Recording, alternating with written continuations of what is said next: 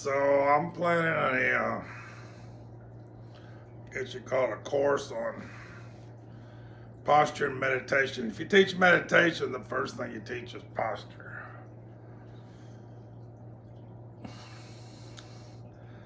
I've studied Alexander technique and the posture meditation. I've kind of made it my life's work, I guess you could say, for 50 years. I don't know. So I'm trying to distill the essence of what I've learned, and pretty easy to teach this, really, in a certain way. Everybody who teaches meditation teaches, 7 points of posture. That's basically what we're doing here, 7 points of posture. But it's a little more advanced, and people need this. This is like so important, and if you spent 50 years with a teacher every day, he would impart all this to you over time in a very skillful way. But if you got nobody that knows anything around you, you're gonna miss a lot. And I don't mean the teachers know this, not that they can teach it the way I've learned to teach it, which is a pretty easy, simple way, effective. In Shambhala training, we love Alexander technique. We just love it, Nobody knows anything about it, truthfully. Very few, percentage-wise, people really. But there's the people in Atlanta have gone to, week-long after week-long thing. They just eat it up. Everybody knows it's great, but a lot of people just have not been able to devote themselves to what it takes. It means you got to change, and a lot of people don't want to change. As soon as you start showing them how they need to change, they get very cocoonish about the whole thing. So I'm gonna beat that dead horse forever. You'll hear me expound on this theme over and over and over and over and over again. Basically, here's what Talopa says you need to know about meditation. Do not become a piece of wood. That's the main point. Do not become a piece of wood. And pretty much everybody becomes a piece of wood in the West. Everybody starts out as a piece of wood in the West after they've been meditating for 50 years, and they're a nicer looking piece of wood, but they're essentially a piece of wood. They have missed the important point, the important points. So we got to drive these points home again and again and again and again and again until people are sick of them. But you got to understand these important points.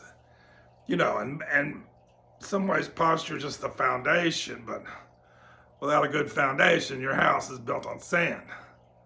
Got a lot of people with a nice golden roof of Vajrayana, but they never had a good foundation of the posture of meditation. And without that, you're doomed to become a wooden statue, a cocooner, a dedicated cocooner, a dedicated egotist. We get that in the West a lot.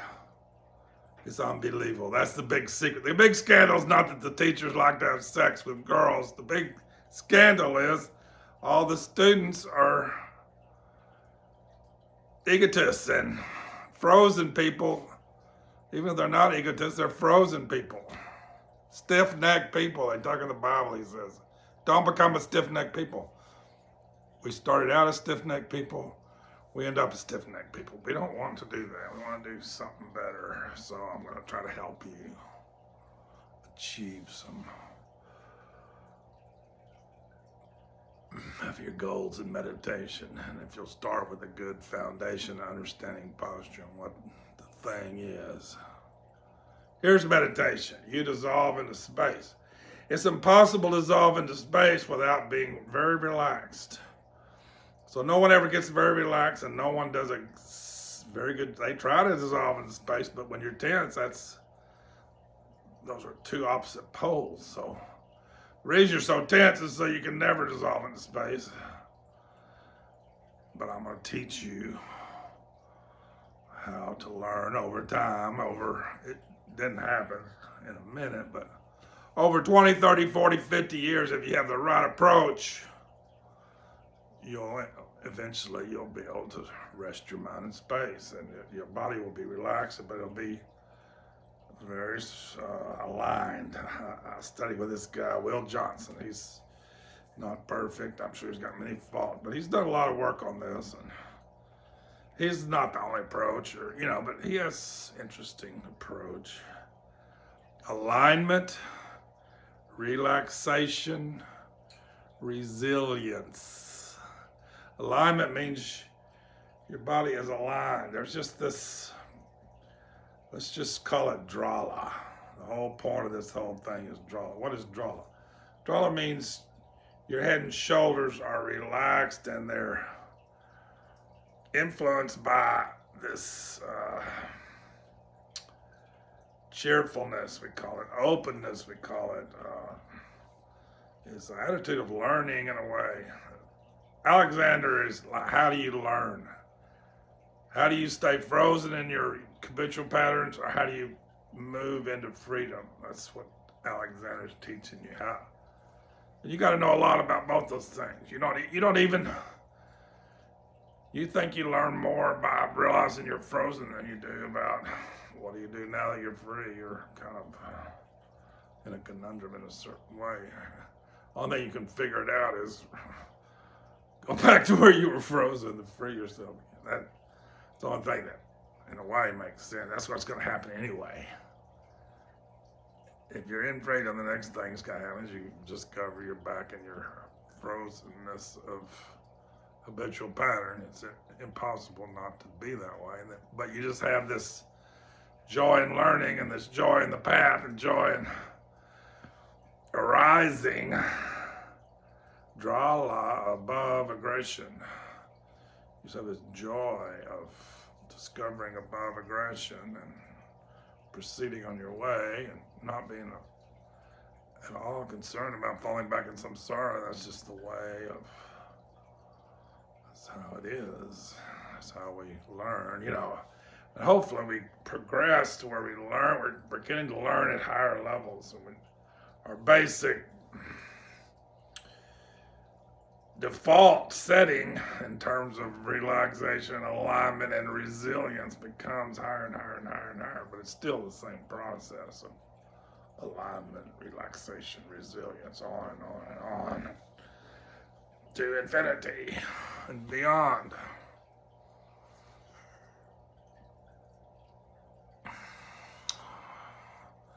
So we talked a little about alignment, but we're going to talk a ton more. We talked a little bit about relaxation, but we're going to talk a ton more. Even though relaxation is not something to talk about, it's just something to do or discover you've not done. And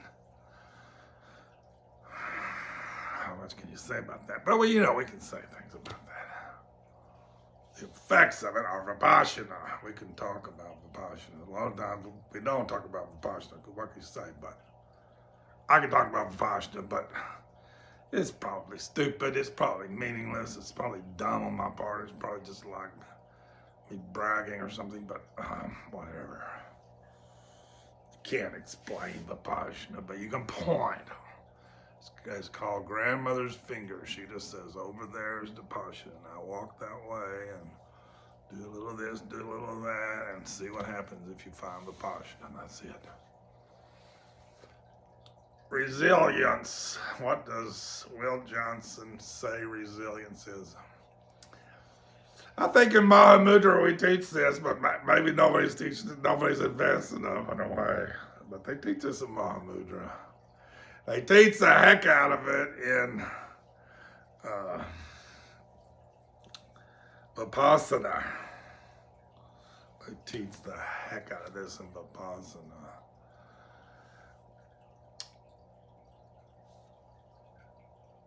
Okay, I'm going to teach you resilience. Just hold your hand out. Just feel the palm of your hand.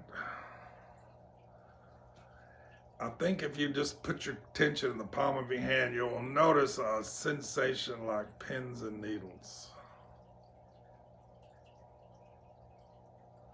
That's an example that your hand has resilience. That's kind of what it feels like. And being completely frozen feels different. And ordinarily we're completely frozen. We don't feel any resilience anywhere too much to speak of. And if we do, it feels weird to us and we back away. But until you rely on, who cares? You're not ready for resilience. You just best get reliant.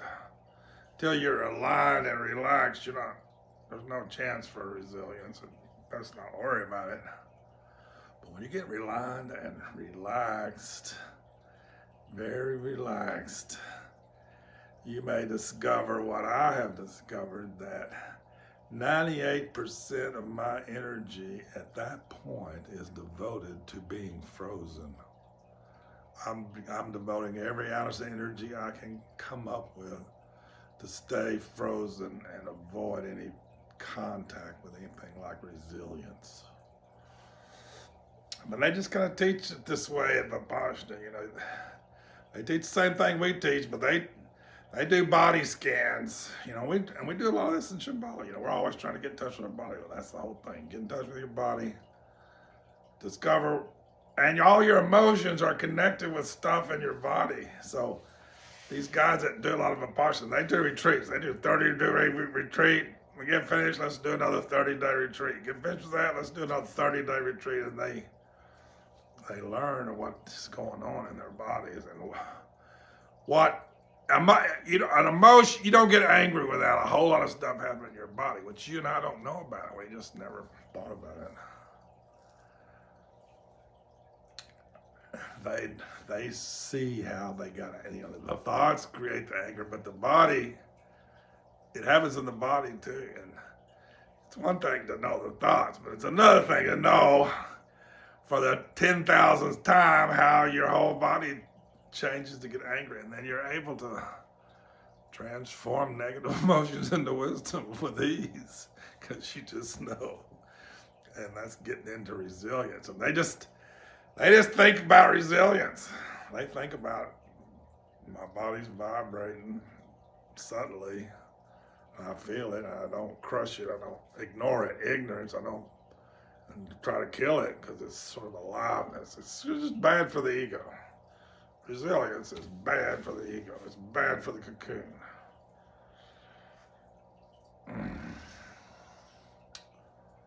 So that's just a little primer on that. But what I really wanted to talk about mainly was posture. So I think we can put resilience aside for a long time now. We can put relaxation aside for a long time.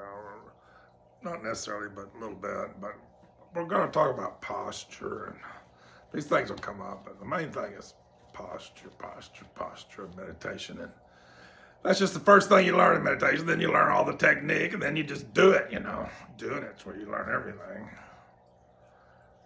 But if you want to be a meditation instructor, knowing how to teach this posture is fantastic. You can help so many people. It's unbelievable how you can help people. But you got to learn something yourself, A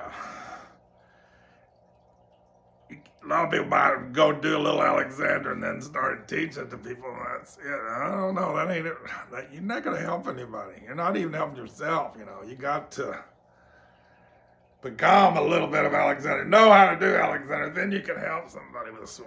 Otherwise, still might find tools useful, but whatever. This is useful stuff, but unless you really become it, it's going to be hard for you to really transmit it in a way. But whatever, it's all good. Best way to learn Alexander is to teach it at the same time. So go figure.